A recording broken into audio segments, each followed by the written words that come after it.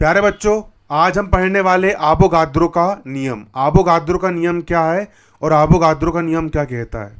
तो देखिए, आवोगाद्रो के नियम के अनुसार यहाँ से आप लिखोगे इसको, कहाँ से लेके कहाँ तक। आवोगाद्रो के नियम के अनुसार, अरे यार एक सेकेंड, आवोगाद्रो के नियम के अनुसार, जिसके अनुसार यहाँ से लेकर के, है ना, यहाँ तक ये नियम है आपका। आवोगाद्रो के नियम के अनुसार समान ताप और दाब पर गैसों के समान आयतन में अणुओं की संख्या बराबर होती है। आवोगाद्रो का नियम क्या बोलता है, तो आप यहाँ पर समझ सकते हो। आवोगाद्रो का नियम समान ताप और दाब पर समान आयतन में, है ना, आप यहाँ पर ये समझ सकते हो आवोगाद्रो का नियम। आवोगाद्रो का नियम यहाँ पर क्या कह रहा है, ये देखिए। आवोगाद्रो का नियम बोल रहा है समान ताप और दाब पर, अगर तापमान समान हो और दाब भी समान हो, गैसों के समान आयतन में अणुओं की संख्या बराबर होनी चाहिए।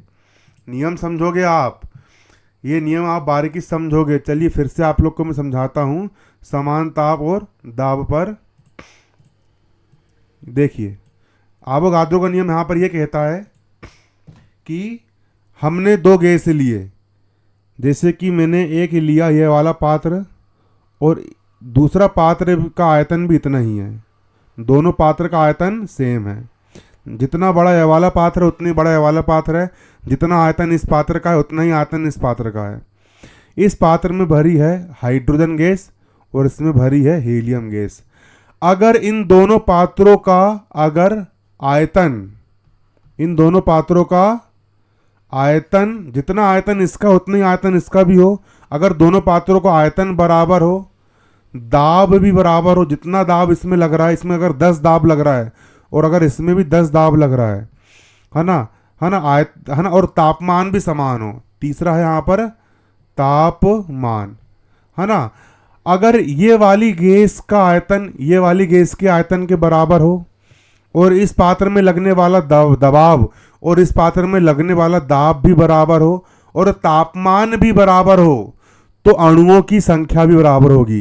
तो अणुओं की संख्या ही बराबर, देखो, समान तापमान पर, समान तापमान और समान दाब पर गैसों के समान आयतन में, इनका अगर आयतन भी समान है, अणुओं की संख्या बराबर होनी चाहिए, ये लिखा है ना। जिसके अनुसार आवोगाद्रो के नियम के अनुसार समान ताप और दाब पर, समान ताप, अगर तापमान बराबर है दोनों गैसों का और दाब भी बराबर है दोनों गैसों का, तो समान तापमान, समान ताप और दाब पर गैसों के समान आयतन में अणुओं की संख्या बराबर होती है।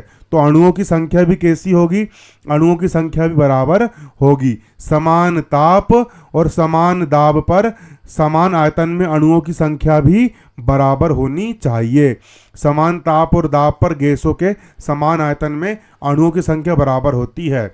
उदाहरण के लिए समान ताप और दाब पर 2-2 लीटर के पात्र में जी इतना बस लिख देना, समान ताप और दाब पर गैसों के समान आयतन में अणुओं की संख्या बराबर होती है। अगर दोनों गैसों के तापमान समान है, दाब समान है और आयतन समान है, तो इसके अगर 10,000 अणु हैं तो इसके अणु भी 10,000 होंगे। अगर इस अणुओं की संख्या भी बराबर होगी, किसकी संख्या बराबर होगी, अणुओं की संख्या भी बराबर होगी। अगर इसके 50,000 अणु हैं तो इसके भी 50,000 अणु होंगे।